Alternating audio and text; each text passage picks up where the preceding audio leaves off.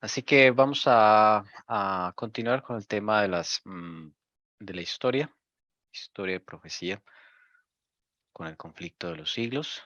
Eh, digamos, en este ratito que nos queda para retomar el tema que estábamos viendo el sábado pasado con John Wesley. ¿Listo? Entonces vamos a poner nuestra disposición para continuar este tema.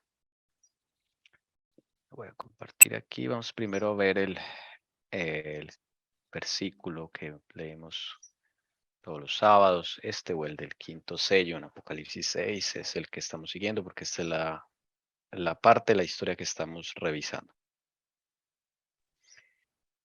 Dice el Señor: yo conozco tus obras, que tienes nombre de que vives y estás muerto. Sé vigilante y afirma las otras cosas que están para morir. Porque no he hallado tus obras perfectas delante de Dios. Acuérdate pues de lo que has recibido y oído, y guárdalo y arrepiéntete. Pues si no velas, vendré sobre ti como ladrón, y no sabrás a qué hora vendré sobre ti. Pero tienes unas pocas personas en Sardis que no han manchado sus vestiduras, y andarán conmigo en vestiduras blancas, porque son dignas. El que venciere será vestido de vestiduras blancas, y no borraré su nombre del libro de la vida, y confesaré su nombre delante de mi Padre y delante de sus ángeles. El que tiene oído, oiga lo que el Espíritu dice a las iglesias. Siglo XVIII, Inglaterra. El pueblo de Dios está dormido. El pueblo de Dios entró en un sopor, una modorra espiritual, podríamos decir. Y tienen nombre de que viven, pero están muertos. Ya pasó la novedad de la reforma, la emoción del momento. Las dos facciones siguen su lucha, pero la facción romana coge más terreno cada vez y le da duro a la facción papal. ¿Mm? Ese es Inglaterra del siglo XVIII. Y aparece un hombre, esto es solo para retomar, aparece un hombre que estábamos estudiando, John Wesley, ¿ok? Pero no está solo, está con su hermano, está con un amigo que se llama George Whitefield o Jorge Whitefield. John Wesley y su hermano Carlos Wesley, o Charles Wesley en inglés, ellos levantan o sea, el Señor los usa para levantar al pueblo, ¿ok? De Inglaterra y del mundo, porque están dormidos, antes de que venga el juicio sobre la tierra. Porque en los últimos años del siglo XVIII, cuando estos hombres ya mueren, explota la Revolución Francesa que va a cambiar el mundo para siempre, de ahí en adelante. Entonces el Señor usa a estos personajes para levantar a su pueblo. Y ya vimos que John Wesley, él inicia como predicador y él tiene en su corazón un anhelo de ser puro. Yo creo que todos tenemos ese anhelo, sí, pero no es porque provenga de nosotros. ¿Quién puso ese anhelo? ¿Quién pone los anhelos en el corazón? A ver, preguntemos a las Nuestro hermanas. mejor amigo y hermano, Jesucristo. Es Ujú. Sí, a través del Espíritu Santo, Él pone esos anhelos, porque de nosotros no sale nada bueno. Acordémonos eso. Entonces, si nosotros tenemos el anhelo de ser puros y santos, es porque Jesús colocó ese anhelo. Y si Jesús colocó ese anhelo es porque lo va a dar. ¿Sí? Eso es lo más lindo. Él no solo coloca el anhelo, no, Él va a dar eso. Desde luego, si yo coopero, si yo estoy dispuesto, si yo abro mi corazón y quiero seguir ese camino, no lo va a dar de un momento a otro. Debemos esperar en Jehová, crecer en fe con Él. Pero el Señor pone ese anhelo porque va a dar ese regalo. ¿Ok? Y a John Wesley le pone el anhelo de ser puro. Pero John Wesley no sabe cómo alcanzar esa pureza. Él piensa que es por sus propias obras, él piensa que es por sus méritos, él piensa que es por su esfuerzo personal, que su esfuerzo debe ir encaminado a las buenas obras, ¿sí? Y no a la oración y al escudriñamiento, como ya el Señor nos ha enseñado. Esa era la luz que él tenía Y entonces el Señor trabaja con él. Él es predicador. Tiene una situación en su vida desde muy chiquito. Es rescatado de las llamas del fuego. Un milagro. John Wesley. Y desde ahí él tiene esa tendencia a caminar con el Señor. Funda una sociedad del Santo Club, ¿se acuerdan? Un grupo donde todos querían ser puros santos, dedicarse a la devoción, al estudio de la Biblia, a la oración, al ayuno, ayudaban a los necesitados y todo. Buenas obras, muy buenas obras, pero pues no eran fruto de su relación con Jesús. Prueba de ello es que cuando él viaja a Estados Unidos, que lo envían como predicador, se encuentra con un grupo de hermanos moravos, ¿se acuerdan? En el barco, porque ese barco empieza a vivir una tormenta y todos empiezan a gritar, el agua se empieza a entrar al barco y los únicos que mantienen la calma son los hermanos moravos. Los moravos son de Bohemia, lo que actualmente es República Checa. Y John Wesley, aquí como lo vemos detrás de la escalera, se queda perplejo mirando, ¿y esta gente por qué no grita, no? Están disque cantando, y acá el agua se está metiendo y nos vamos a ahogar y ellos disque cantando. Todo esto le da, confronta a John Wesley. Si se supone que yo soy el que voy a predicar, pero yo mismo estoy aterrado y estoy asustado. Yo soy el que debo influir aliento, pero los que me están dando aliento son otros. Entonces John Wesley sabe que algo no anda bien en su relación con Jesús, falta algo, falta su conexión con Cristo. El Señor se la va a dar. Y él predica a los indios, Apache, allá en Estados Unidos, y empieza una labor de evangelización. Cuando vuelve a Inglaterra, les prohíben predicar y a él le toca predicar en la calle, que él pensaba que eso era pecado, predicar en la calle. Pero el Señor le va quitando todas esas cosas, todos esos preconceptos, todos esos bloqueos que tenemos todos nosotros. Él nos los va quitando. Le quita este bloqueo a John Wesley y se convierte en el predicador callejero por excelencia. Muchos van a escuchar sus predicaciones y él tiene un encuentro con Jesús.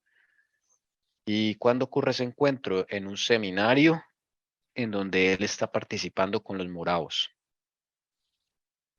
No es cuando él elija, es cuando Jesús elija. ¿Notan?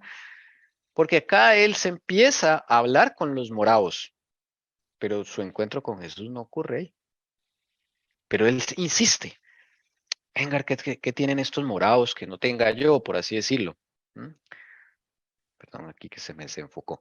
Él empieza a decir, pero ¿qué es lo que hacen? Y él empieza a emparentarse con ellos, a hacer amistad con ellos, a hablar con ellos, a participar en sus cultos, a aprender de lo que ellos hablan, de la escritura. Y en una de esas, en un seminario, a ver si está por aquí, en un seminario con los moravos, aquí, Peter Boiler, es un moravo, está en una reunión de estudio de la Biblia. Y ahí él lee una declaración, ni siquiera es Peter Boiler el que le, digamos, le da el mensaje. Dios usa a Peter Boiler para que lea algo de Lutero y eso que lee de Lutero, ¡bum!, le enciende algo en el corazón a John Wesley. Él dice, sentí mi corazón calentarse de un modo extraño. Sentí confianza en Cristo. Ahora era Cristo para su salvación. Ya no se miró a sí mismo. Le dio una seguridad de que había quitado sus pecados y que lo había librado de la ley del pecado y de la muerte, como dice Pablo. Entonces, él es transformado, él tiene su encuentro con Cristo ahí. ¿Eh? Por eso hay que insistir, insistir, insistir. Dice el Señor Jesús, que persevere hasta el fin, ese será salvo. Hay que insistir, importunar a Jesús, importunarlo todo el tiempo, hermanos. Y así el Señor entonces hace una gran obra con John Wesley, tiene su encuentro con Jesús, se convierte en el predicador de las calles y Dios le regala su primera capilla a estos hermanos que no tienen lugar donde reunirse. Y esta se convierte ¿en qué iglesia, hermanas? A ver si alguien se acuerda. ¿Qué iglesia nace de acá? ¿Qué denominación más bien? ¿Qué denominación religiosa nace de este grupo? La anglicana. No, esa es la anglicana, es la que ya está establecida en Inglaterra, la iglesia oficial de Inglaterra. Pero la Los de John Wesley, reformadores. ¿Puritano? no. Aquí nace una denominación muy importante, de la cual va a venir la hermana White, va a venir varios pioneros de la iglesia. La familia de la hermana White viene de La esa. iglesia protestante.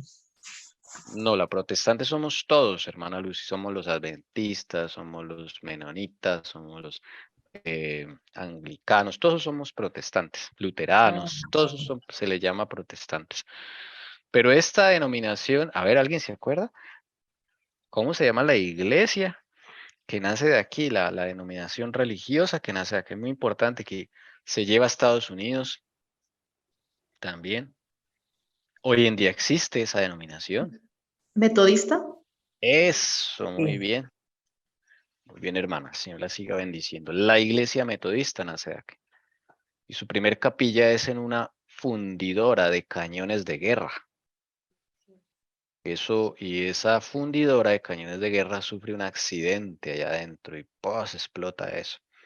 Después ellos logran comprar esa propiedad, la arreglan y se convierte en la primera capilla metodista. Ahí nace la iglesia metodista, ¿ok? Y se llama La Fundición, ese edificio. Y esa es la historia de la que llevamos John Wesley. Vamos a seguir leyendo hasta donde alcancemos. Y en la tarde continuamos. Misteriosa y ruda fue la oposición que estos predicadores encontraron por parte de la iglesia establecida. Y sin embargo, Dios, en su sabiduría, ordenó las cosas de modo que la reforma se inició dentro de la misma iglesia. Si hubiera venido por completo de afuera, no habría podido penetrar donde tanto se necesitaba.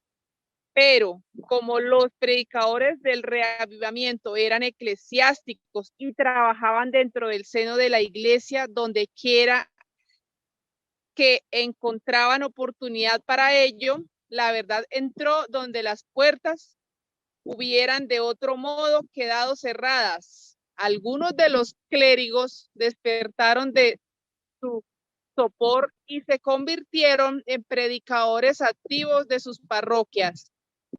Iglesias que habían sido petrificadas por el formalismo fueron de pronto vueltas a la vida. Ok, gracias, hermana. Eso sí. Bueno, miren lo que va a suceder acá. ¿De dónde? O sea, Dios cuando hace una reforma, ¿de dónde levanta las personas sus instrumentos? ¿Dentro de la iglesia o fuera de la iglesia? ¿Cómo se inicia la reforma? ¿Dentro de la iglesia o desde fuera de la iglesia?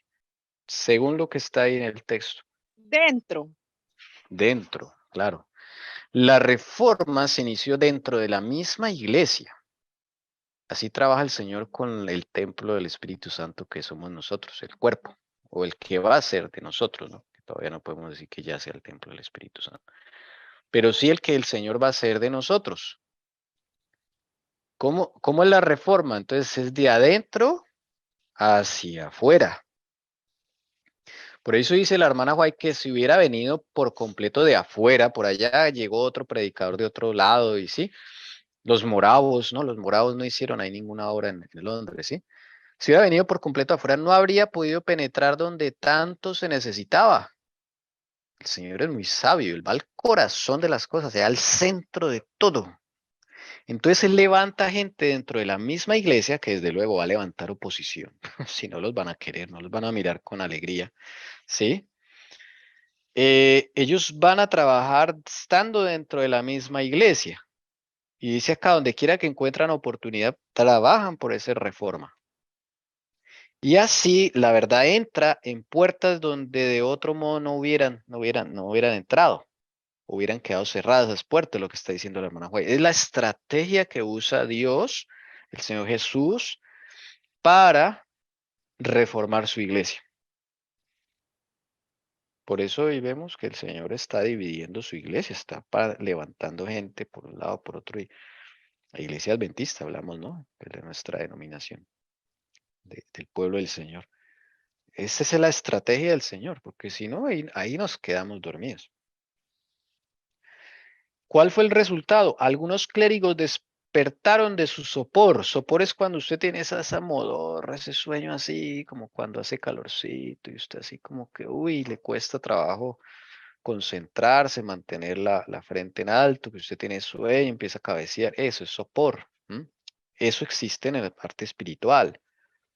Y esos clérigos que estaban petrificados ahí por el formalismo se levantaron, hubo nueva vida.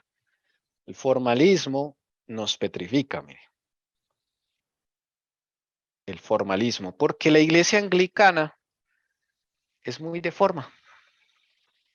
Es muy de forma. Eso sí, eso es unas cosas muy bien elaboradas, un ritual muy bien elaborado, unas vestimentas muy bien elaboradas, todo es muy, muy elaborado. Y uno no está diciendo que no sea importante el orden en el culto, desde luego que debe haber un orden, una reverencia, pero cuando ya se depende de eso, o se engaña el corazón diciendo que por eso ya tenemos comunión con Cristo, ya estamos, o ya cumplimos, pasa el tiempo y queda uno petrificado, frío, se va enfriando todo. ¿Okay? La forma en el culto no da el calor espiritual. ¿Okay? Por eso ustedes ven acá que a veces en la verdad sala libres el Señor Jesús rompe con la monotonía de un momento a otro, coge como que uno no sabe qué esperar cada sábado, ¿sí? Tenemos un orden, pero aquí puede venir un momento a otro y ¡bum! Cambió todo el tema, dio un giro, resultamos haciendo otras cosas, o sea, aquí no hay nada escrito porque es que el Señor Jesús es el que debe controlar eso. Si acá nos restringiéramos a un manual, digamos, no es que acá no nos vamos a salir, pues nos enfriamos. Terminamos haciendo prácticas religiosas, pero no nos da provecho. No es que el Señor sabe que necesitamos cada sábado. Hoy el Señor dijo, se van a extender en la parte de Caín, porque por algo era, ¿no? Él conoce nuestra necesidad. Y así fue. Y algunas veces con la hermana Alcira, ella, sí, la toma el Señor y empieza a hablar de un tema. Y eso es porque lo necesitamos. ¿Ve? Entonces, en la iglesia anglicana no, allá no puede hacer eso. Uy, no, hay de que uno se salga del libreto. Eso es pecado, ¿sí? Que cantamos tantos himnos y después sigue la oración y después sigue así, o sea, el formalismo, de ahí no se puede salir. Entonces, ese es el problema que hubo en la iglesia anglicana y hay ahorita en muchas denominaciones. ¿Okay? El programa va por encima de las personas. O sea, el programa es el Dios que hay que respetar, el programa, y todo el mundo se mueve por el programa desde la mañana hasta el programa de la tarde, todo es programa, pero ahí Jesús no está dirigiendo. No es que un programa no nos va a satisfacer la necesidad de cada sábado, ¿no? Un programa es una cosa rigurosa, estricta, que no se puede cambiar, pues. Y la gente no está, uy, a mí sí que me costó salirme del programa. Esa es una de las cosas que más me dio duro, salirme del programa. Bueno, hermanos, ¿cuánto podemos aprender? Al Dice, hermano. sí, en los tiempos de Wesley, como en todas las épocas de la historia de la iglesia, hubo hombres dotados de diferentes dones que hicieron cada uno la hora que les fuera señalada. No estuvieron de acuerdo en todos los puntos de doctrina, pero todos fueron guiados por el Espíritu de Dios y unidos en el absorbente propósito de ganar almas para Cristo. Las diferencias que mediaron entre Whitfield y los Wesley estuvieron en cierta ocasión a punto de separarlos, pero habiendo aprendido a ser mansos en la escuela de Cristo, la tolerancia y el amor fraternal los reconciliaron. No tenían tiempo para disputarse cuando en derredor suyo abundaban el mal y la iniquidad, y los pecadores iban a la ruina. Hay algo aquí que debemos aprender, mira. Entre ellos había diferencia entre los metodistas, ¿sí? Y de ahí nace como una denominación en la cual pues cada uno tiene, o sea, no es que todos tengan que pensar lo mismo. Entre ellos tres hubo diferencias, lo que está haciendo la hermana White, entre Whitefield, Wesley, el hermano Carlos y el hermano John Wesley, hubo diferencias, ¿sí? Como lo hubo entre Pablo y Bernabé, Pablo y Pedro en su momento, o sea, pero ellos no se quedaron ahí, en la diferencia. Esa es la diferencia. No se quedaron ahí en que tú dices que, tú dices que, por ejemplo, que Caín y Abel trajeron dos ofrendas, ¿no? Yo creo que fue una, yo no sé, ahí no dice que fueron dos, ¿sí? O sea, diferentes, no todos tienen la misma entendimiento y la misma luz, ¿sí? Pero no por eso nos vamos a separar. O sea, ellos estuvieron a punto de separarse, dice acá. Mire, estuvieron en cierta ocasión a punto de separarlos, pero en el nombre del Señor no se dejaron. Pero no, todas estas almas sedientas nos vamos a detener aquí por puntos. Ya el Señor nos aclarará, Él nos mostrará y sigamos adelante. Ya, tú crees esto, yo creo esto. Bueno, listo. No son diferencias tampoco sustanciales, ¿no? La justificación por la fe la tenían clara, estaban de acuerdo todos, es lo más importante. ¿M? El resto, ya con el tiempo, el Señor va aclarando, porque tampoco podemos decir que lo dijo Tommy, lo dijo la hermana Cira o Jessie, ya es verdad, ¿no? ¿No? El Señor nos va aclarando. ¿Listo? Entonces, eso es algo para aprender. No estuvieron de acuerdo en todos los puntos de doctrina y más en ese momento cuando todavía vienen de un sueño, un sueño, se va levantando, uno cuando se levanta, uno no se levanta lo sano y ya todo con la mente clara, ¿no? Hay un proceso cuando usted se levanta a cuando se baña y ya como que ya se levantó. Ese proceso, pues lo tenemos que vivir todos. Y a veces hay tropiezos, se tropieza uno. Claro, porque usted va al baño y está todo medio dormido y se tropieza con la puerta. Sí, así mismo sucede en la vida espiritual. Cuando venimos de un largo sueño como el de nosotros, despertarse a veces no es sencillo, requiere un proceso, un tiempo. ¿M? Entonces puede ser que todavía no entendamos ciertas cosas, pero con la ayuda del Señor nos las va a aclarar.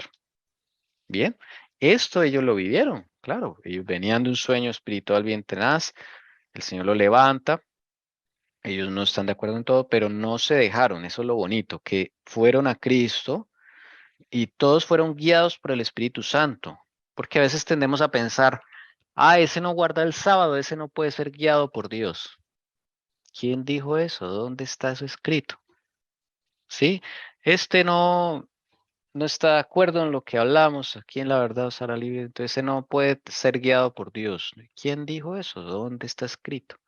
No, eso no es una razón para que no sea guiado por Dios una persona. Dios elige a quien quiera, en la condición que quiera y en la luz que él tenga. Puede elegir a alguien. Si no se te haga raro que un día, no sé, un familiar que no sea de la iglesia, que no sea religioso, el Señor lo use para darte una lección, para decirte algo. Lo puede usar en cualquier momento. ¿Sí? O incluso yo tuve la experiencia esta semana, un desconocido, o sea, alguien con quien por primera vez lo viste y vas a compartir 5 minutos y te dijo algo y ahí lo usó el Señor y tú te quedas tan callado y en shock que lo usó el Señor para enseñarte una lección y para eh, exhortarte y él ni supo y tú ya no lo volviste a ver nunca. Mm, sí, sucede. Y ni sabes de qué iglesia es, ni si es religioso, no. El Señor lo usó en ese momento. Entonces, esto cambia mucho nuestra perspectiva de las cosas, porque ahí sí tenemos que parar oreja siempre, todo lo que hablamos, lo que nos dicen, porque a veces oramos y pedimos respuesta a las oraciones y resulta que la respuesta ya llegó hace rato, pero nosotros no la cogemos, porque pensamos que la respuesta, no sé, tenga que venir de un ángel o algo así. No, el Señor usó a, no sé, a la persona que nos ayuda en la limpieza de la casa, por ejemplo. A él le plació usar a esa persona ese día. Y entonces nosotros menospreciamos a las personas que porque no son de la misma fe. No, hermanos, eso no es así. Dios puede guiar. Imagínense si habló a través de Balaam, de la burra de Balaam y de Balaam, que era un profeta corrupto. No, Dios puede elegir a quien quiera. Somos nosotros los que estemos a estar pendientes. ¿Cómo es el que el Señor nos va a hablar? Entonces, todos ellos fueron guiados por el Espíritu de Dios. Eso es lo que los unía. No se pusieron a detenerse en las diferencias doctrinales ni nada de eso. ¿Listo? Qué lindas enseñanzas. Hermana Elsie, ¿nos ayuda por favor con la siguiente? Si Bueno, es tan amable. los siervos de Dios tuvieron que recorrer un camino duro. Hombres de saber y de talento empleaban su influencia contra ellos. Al cabo de algún tiempo, muchos de los eclesiásticos manifestaron hostilidad resuelta y las puertas de la iglesia se cerraron a la fe pura y a los que la proclamaban. La actitud adoptada por los clérigos al denunciarlos desde el púlpito despertó los elementos favorables a las tinieblas, la ignorancia y la iniquidad. Una y otra vez, Wesley escapó a la muerte por algún milagro de la misericordia de Dios. Cuando la ira de las turbas rugía contra él y parecía no haber ya modo de escapar, un ángel en forma de hombre se le ponía al lado. La turba retrocedía y el siervo de Cristo salía ileso del lugar peligroso. Y acá empiezan los milagros con Wesley. A Wesley lo quisieron matar muchas veces, hermanos. Lo quisieron herir, lo quisieron. Ahorita vamos a leer de eso. Pero ahí el Señor lo guarda. Él escapaba de la muerte por algún milagro, como dice acá, ¿sí? ¿Y de dónde venían los enemigos? ¿De afuera de la iglesia o dentro de la iglesia? Según este texto. ¿Mm? Eclesiásticos, clérigos. O sea, dentro de la iglesia. Dentro. Claro, dentro, lastimosamente y tristemente. Le cerraban las puertas, mire, su propia iglesia. La anglicana cerraron la puerta a la fe pura, a la reforma. No todos, algunos sí la aceptaron. Por eso el Señor permitió otra denominación, sale la iglesia metodista. Por el Señor fuera no habrían denominaciones, pero no es que no se puede. El ser humano tiene que elegir. O sea, él también tiene libre albedrío, el ser humano. Entonces, y no quiere decir que a los anglicanos los abandonó. No, tampoco quiere decir eso. Todos tienen la misma oportunidad. Pero acá los que son más hostiles a los que se levantan con ideas nuevas, pero ideas guiadas por el Espíritu de Dios, son los mismos hermanos de la iglesia, porque no todos lo van a aceptar. No todos lo van a aceptar. Sabrá el Señor qué habrán dicho de la verdad a libres, por ejemplo. Esos muchachos, quién sabe qué están hablando, están mal. Sí, pero es así siempre y siempre lo será, hermanos. Si con Jesús pasó, pues imagínense. Entonces, hermanos, los enemigos vienen de dentro de la misma iglesia porque el enemigo, Satanás empieza a usar a los hermanos débiles, pero eso también es una prueba para uno. A ver usted si está seguro de dónde está, de la fe que el Señor le está mostrando. ¿M? Y eso es lo que está haciendo el Señor hoy día. Por eso esta época se parece mucho a la de ahora. Hay paralelos impresionantes. ¿Venimos de un sueño espiritual? Sí. Aló, sí, ya volví. ¿Me escuchan, hermanas?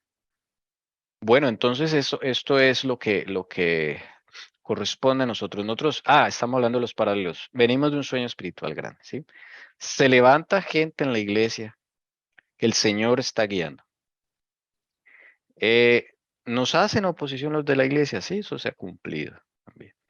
Nos miran raros, sí, los raros de la iglesia dicen que son adventistas, dicen, no sé qué habrán dicho, bueno. Pero ahí estamos, esa es la lucha. ¿Por qué el Señor hace eso? Porque si no, ahí seguimos en lo mismo, en las mismas con los mismos, en el club social de la iglesia, y eso no puede seguir así. Porque el Señor va a traer juicios para despertar a la otra gente también, que falta.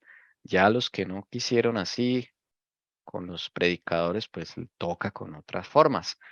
Así como va a ser en el siglo XVIII.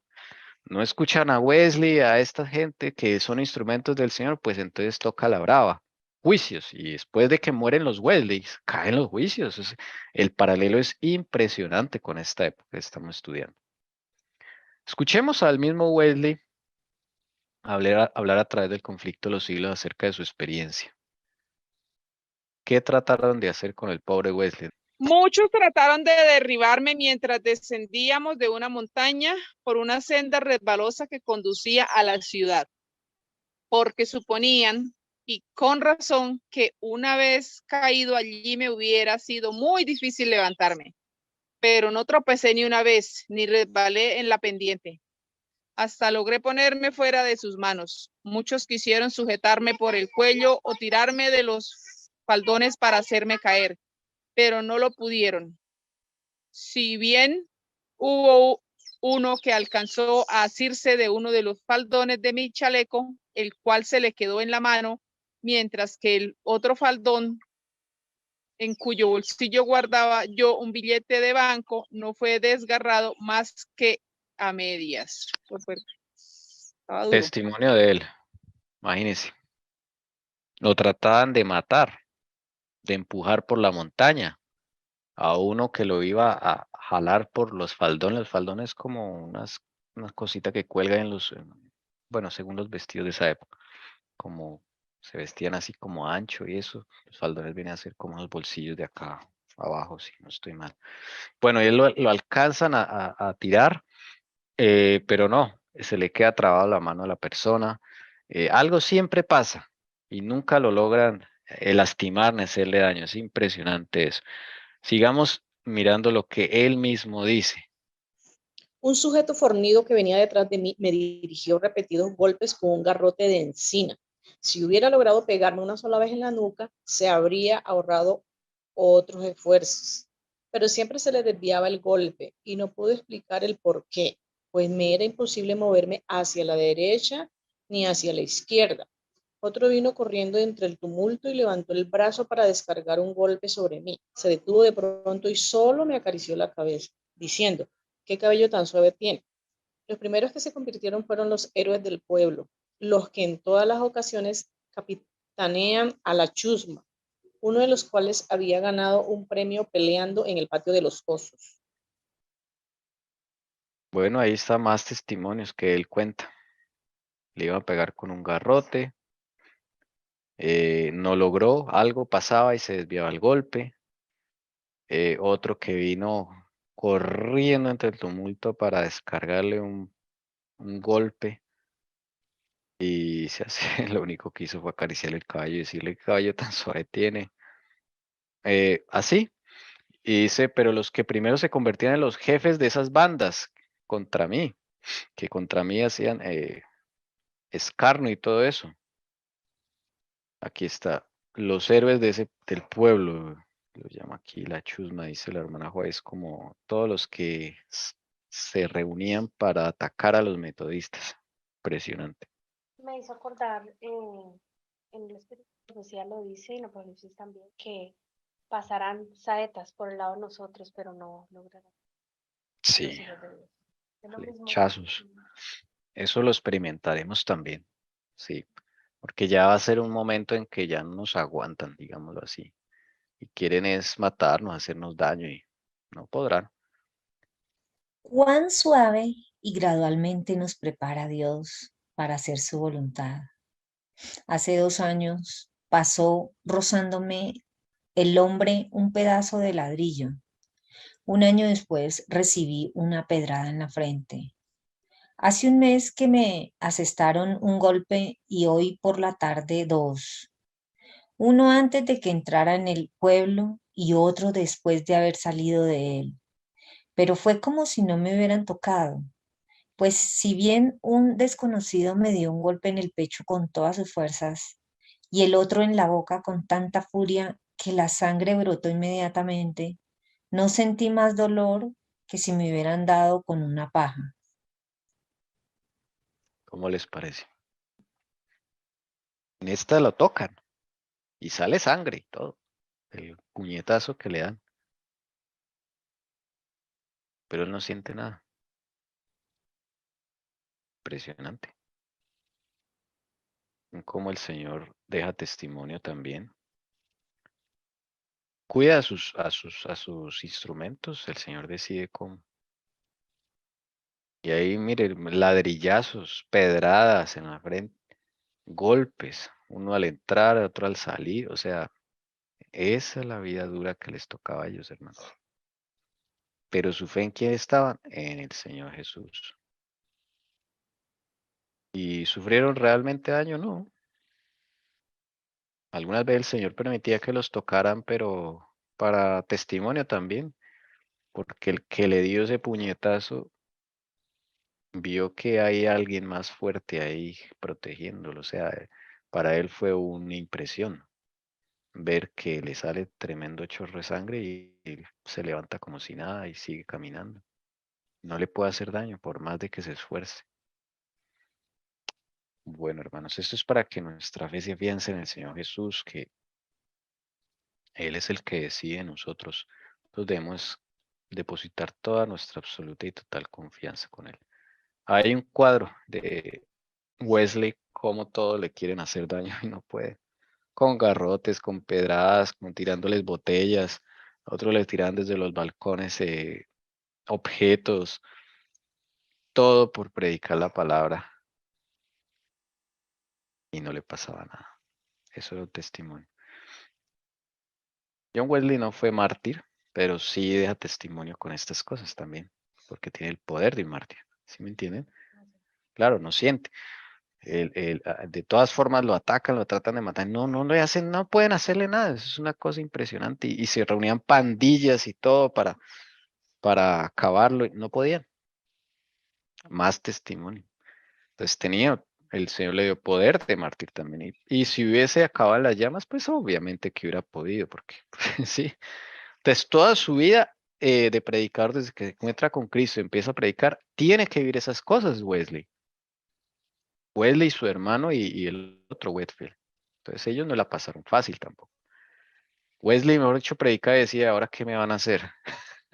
Cada predica era así, hermano. Bueno, impresionante. Los metodistas de aquellos días, tanto el pueblo como los predicadores, eran blanco de escarnios y persecuciones, tanto por parte de los miembros de la iglesia establecida como de gente irreligiosa, excitada por las calumnias inventadas por esos miembros. Se les arrastraba ante los tribunales de justicia, que lo eran solo de nombre, pues la justicia en aquellos días era rara en las cortes. Con frecuencia eran atacados por sus perseguidores. La turba iba de casa en casa y le destruía los muebles y lo que encontraban, llevándose lo que les parecía y ultrajando brutalmente a hombres, mujeres y niños. En ocasiones se fijaban avisos en las calles convocando a los que quisiesen ayudar a quebrar ventanas y saquear las casas de los metodistas, dándoles cita en lugar y hora señalados. Estos atropellos de las leyes divinas y humanas se dejaban pasar sin castigo. Se organizó una persecución en forma contra gente cuya única falta consistía en que procuraban apartar a los pecadores del camino de la perdición y llevarlos a la senda de la santidad. Si ven, hermanos, se ponían cita para ir a saquear las casas de los metodistas. Mire, con avisos y todo. A quebrarle las ventanas, saquear las casas. Esto es una cosa terrible. Y la justicia, que no era justicia, no pasaba nada. No pasaba nada, claro. Entonces ellos sufrieron mucho, hermanos, porque pues no les tocó fácil, ¿sí? Digamos, aquí ya no hay mártires como tal, pero el Señor les da el poder de mártires, porque si no, no pueden soportar esto. Imaginen que usted está en su casa y llega una pandilla y todo y acaban con todo. Pues, uno sin Cristo no se desanima, hermanos. Se desanima. Y hacerlo, y que se lo hagan varias veces, y que lo esperen en la esquina con una pandilla para darle golpes. Usted ya estaría muerto esos predicadores, hermanos.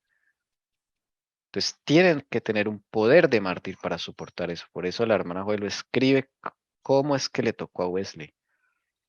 Muy duro. Y ahí dicho que no podrán acallar la voz de Dios, la voz de hasta hoy en día aún habla. Sí, impresionante. Y para, mejor dicho, y para completar, mire cuánto vivió Wesley. Vamos a mirar. Desde 1703 a 1791, casi un siglo. Ah, impresionante. 88 años, que son esa época es. Es uno de los reformadores que más ha habido, creo yo. Creo que es el que más ha vivido, sí. El que más ha vivido, 88. John Wesley. Y toda la vida, sí, hermano, no. Impresionante. Esos eran los predicadores de esa época, siglo XVIII. Entonces tampoco les tocó fácil. Muy duro. Algunos sostienen que las doctrinas de estos hombres son falsas, erróneas e hijas del entusiasmo, que son cosa nueva y desconocida hasta últimamente, que son cuaquerismo, fanatismo o romanismo. Todas estas pretensiones han sido cortadas de raíz y ha quedado bien probado que cada una de dichas doctrinas es sencillamente doctrina de las Escrituras, interpretada por nuestra propia Iglesia. De consiguiente, no pueden ser falsas ni erróneas, si es que la Escritura es verdadera. Otros sostienen que las doctrinas son demasiado estrictas, que hacen muy estrecho el camino del cielo, y esta es en verdad la objeción fundamental, pues durante un tiempo fue casi la única y en realidad se basan implícitamente en ella otras más que se presentan en varias formas. Sin embargo, hacen el camino del cielo más estrecho de lo que fue hecho por el Señor y sus apóstoles. ¿Son sus doctrinas más estrictas que las de la Biblia? Otro ataque que también podemos sentir, o no sé si usted lo han sentido. Bueno, hay dos tipos de ataques acá, doctrinalmente. Uno, que las doctrinas son erróneas. Bueno, que se muestre con la escritura que es errónea. Otro tipo de ataque que usted y yo podemos sufrir, que son demasiado estrictas. Esto me gusta. Pues que yo no veo que ninguna cosa del Señor no sea estricta. Yo al Señor lo conozco ahora, es muy estricto.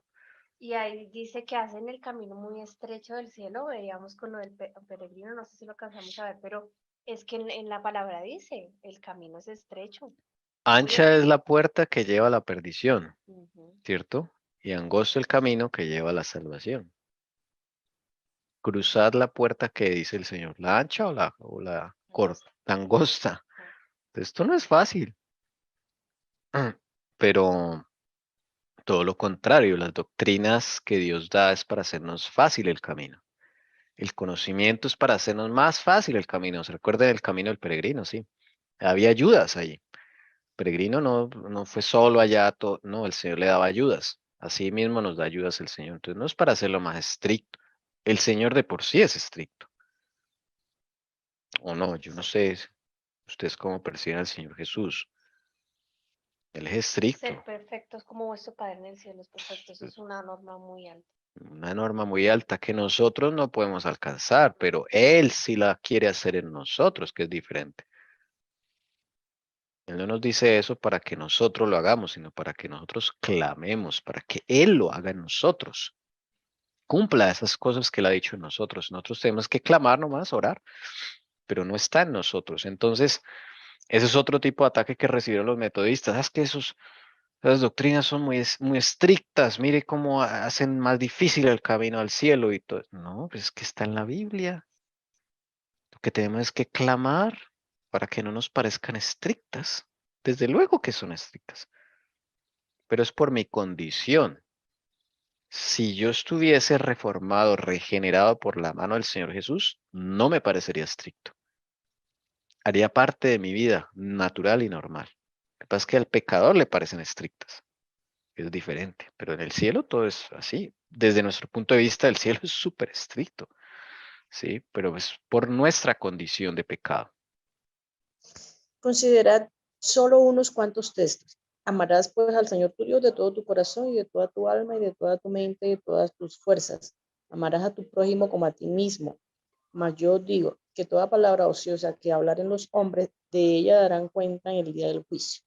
Si pues coméis o bebéis o hacéis otra cosa, hacedlo todo a gloria de Dios. Miren Wesley cómo da ejemplos. ¿Sí? Un ejemplo.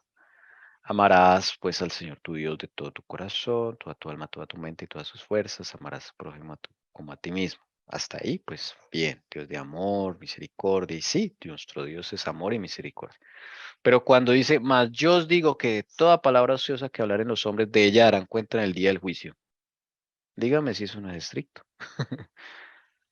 ¿Pero por qué es estricto? Porque nosotros somos muy livianos en la palabra. Hablamos,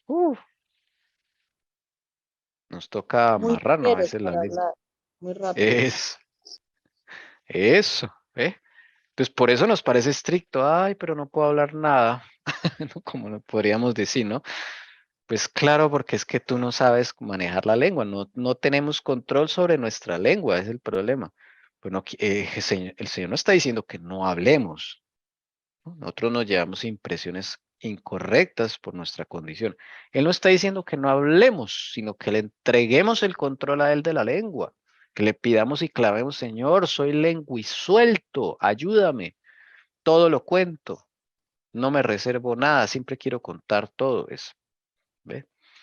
Claro, cuando yo leo esto, pues me parece estricto y me va a escandalizar porque voy a encontrar a un Jesús, no, pero entonces no puedo ni hablar. Pelea con Jesús, díselo a él. Él te va a ayudar. Entonces, ahí Wesley está confrontando a la gente que lo ataca. Entonces, mire, lean la palabra a ver si eso no le parece estricto. Bien, Si su doctrina es más estricta que esto, son dignos de censura, pero en conciencia bien sabéis que no lo es.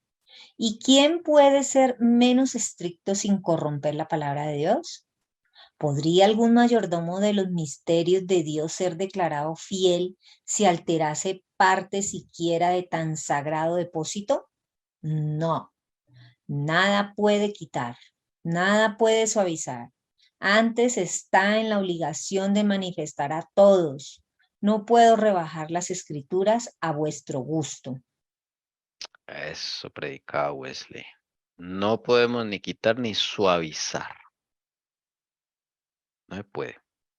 Mal haríamos nosotros en acomodar para que no suene tan fuerte, ¿no? Todo lo contrario, es que nosotros necesitamos que nos hablen así, de frente, fuerte, sincero, sin tanta cosa, porque está en fuego nuestra salvación, hermanos. En el conflicto de los siglos dice que cuando venga el Señor por segunda vez y se arme la grande aquí, esto va a ser una guerra, pero impresionante porque los que se van a sentir engañados les va a dar una rabia terrible con todos los predicadores y los primeros que van a caer son los predicadores porque los mismos feligreses van a decir, ustedes, ¿por qué no nos dijeron? Nuestro deber es hablar. Y hoy no es tiempo de hablar cosas suaves, más cuando viene un juicio y todo eso. No, no, no, hermanos, todo lo que viene a Colombia para uno ponerse a hablar cosas suaves para que la gente siga durmiendo. No, no, no, no, no. No podemos hacer eso. Es nuestra obligación alertar al mundo, al pueblo de Dios en Colombia y en Sudamérica, todo lo que va a suceder. Entonces, no callemos, no callemos. Viene una hambruna dura. Las cosas se van a poner difícil. No nos durmamos. Vale, la última, si me permiten. Tenéis que elevaros vosotros mismos hasta ellas o morir para siempre. ¿Quién es el que se debe elevar? ¿Quiénes somos los que tenemos problemas? Estamos caídos. Somos nosotros. Las escrituras no tienen problema. La norma de Dios es la misma ayer, hoy, siempre. El problema somos nosotros. Dice Wesley, el grito general es, ¿qué faltos de caridad son estos hombres? ¿Qué no tienen caridad? ¿En qué respecto? ¿No dan de comer al hambriento y no vienen al desnudo? No, no es este el asunto, dice Wesley, que en esto no faltan. Donde les falta caridad es en su modo de juzgar, pues creen que ninguno puede ser salvo a no ser que sigan el camino de ellos, dice Wesley. Ay, qué tremendo. Nosotros es fácil criticar, como ser humano nosotros criticamos muy fácil. pero lo que no es fácil es mirarnos a nosotros mismos, que estamos fallando. Entonces, hermanos, no callemos, no rebajemos las cosas a nuestro gusto. Somos nosotros los que tenemos que elevarnos a las escrituras, me gusta esta frase, o morir para siempre. Claro, nosotros no podemos elevarnos a nosotros mismos al nivel de las escrituras. Es Cristo que tiene que hacer una obra para que Él nos eleve a las escrituras. No somos nosotros, no podemos. Cualquier crítica que venga, hermanos, no es nueva, no es nueva. Si nos critican por estar en este ministerio, pues eso más bien nos da como la confianza de que estamos en el camino con el Señor Jesús.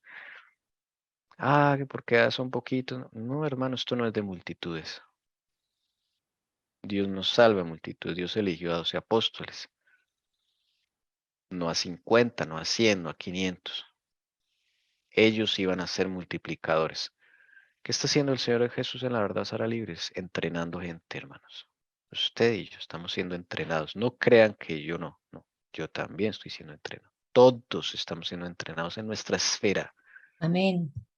Sí, amén. Para una obra muy, muy importante, hermanos. Siéntase parte de esto. Si el Señor lo llamó a usted aquí a la verdad Sara Libre es porque tiene un propósito. No es para tener aquí un grupito y estar, no. Esto es un entrenamiento. Porque usted va a tener que jalar a otras personas en el nombre de Jesús con su testimonio. Va a contarles a otros. La demás no vas a tener ni que contar, la gente lo va a ver en ti.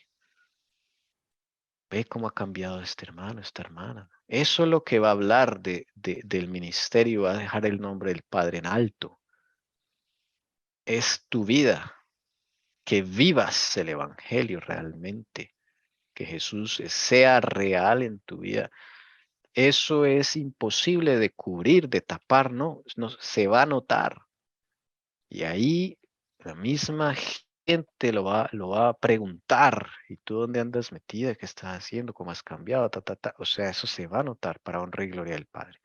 Entonces, siéntete feliz de pertenecer a este grupo. Alaba a Jehová por habernos permitido este privilegio. Yo le digo, Señor, esto es un privilegio enorme. Que me hayas visto a mí, tan indigno, tan pecador, para esto. Wow, Señor. Ayúdanos, Señor. Bueno, entonces esto es para que el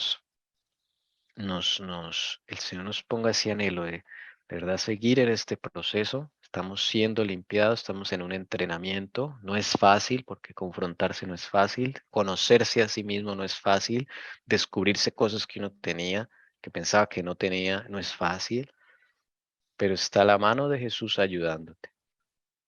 ¿Ok? Y Él te va a llevar hacia donde debes ir. No te preocupes por qué habré de comer, qué habré de... No. Dice el Señor, los gentiles buscan todas estas cosas, pero ustedes no. Ustedes van por algo más alto. Ustedes no se preocupen por comida, que viene una hambruna. Si ustedes están en lo que deben estar, no se preocupen que yo puedo hacer llover alimento del cielo si es necesario. Eso no es problema para mí. No necesito de tu cooperación, de que te pongas a trabajar conmigo limpiando ese corazón lleno de inmundicia. No te preocupes por el resto. Yo te daré la salida, yo te daré la entrada, yo te diré qué hacer, pero debes tener una relación más cercana conmigo, dice el Señor Jesús, porque si no va a ser muy difícil, vas a sufrir y yo no lo puedo poder evitar porque sería injusto y sería pues también contraproducente para ti. Pero si tú estás trabajando conmigo en lo que debemos estar ocupados realmente, no vas a temer en nada. Tú no vas a pasar la hambruna que viene. No te va a tocar porque están las promesas de la Escritura para sus hijos. Antes tú vas a ayudar a otros, pero tiene que haber un trabajo previo. Por eso este siglo XVIII se parece tanto a lo que estamos viviendo. Este trabajo que hacía Wesley era para prepararlos para la hambruna que venía al mundo con la Revolución Francesa. Los conflictos tan grandes que se levantaron en Europa cuando Napoleón empieza a desbaratar Europa. Los jesuitas empiezan a desbaratar Europa, guerras tenaces. Y eso va a venir ahorita, lo mismo. Entonces, hermanos, esta es lo que debemos estar ocupados. Escudriñamiento, análisis de sí mismo con el Señor Jesús. El resto no temas por eso. ¿Ok?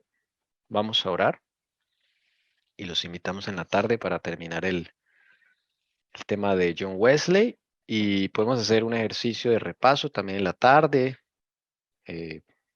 Saquen sus notas, pueden ahí repasar un poquito, podemos hacer alguna actividad, algunas preguntas, ¿listo? En la tarde no vamos a avanzar más, sino vamos a terminar el tema de Wesley con la ayuda del Señor, que ya nos quedan unas pocas diapositivas. Y de ahí vamos a hacer una labor de repaso, así como con algún ejercicio, preguntitas, ¿listo? Entre todos. Bueno, entonces bienvenidos todos en la tarde, Dios los bendiga. Vamos a orar para terminar. Nos postramos de rodillas. Excelentísimo y buen Padre que moras en las alturas de los cielos. Gracias, mi Señor. Gracias por este día sábado, delicia, santo, glorioso de Jehová. Agradecido, Señor, porque nos estás mostrando toda la historia y para que podamos fortalecernos. Si en algún momento, Señor, tendremos que pasar por todas estas tribulaciones. Gracias porque te tenemos a ti como nuestro Salvador, como nuestro escudo, como nuestra fortaleza, como nuestro Dios verdadero. Gracias, Padre, por esta oportunidad tan grande. Acompáñanos en esta tarde, en este día. Delicia, Padre, permítenos volvernos a reunir y estar atentos, Señor, para aprender de ti. Gracias por ese amor inconmensurable. Gracias, Señor, por el techo. Gracias por el alimento, por ese abrigo que nos concedes. Gracias porque tú lo eres todo para cada hijo tuyo. Bendito y alabado seas por siempre. Ahora, Señor, permítenos almorzar, poder agradarte también en la alimentación. Permítenos, Señor, ser santificados y tener salud, Padre, conforme a tu voluntad. Todo esto te lo pedimos en el nombre de Jesucristo. Amén.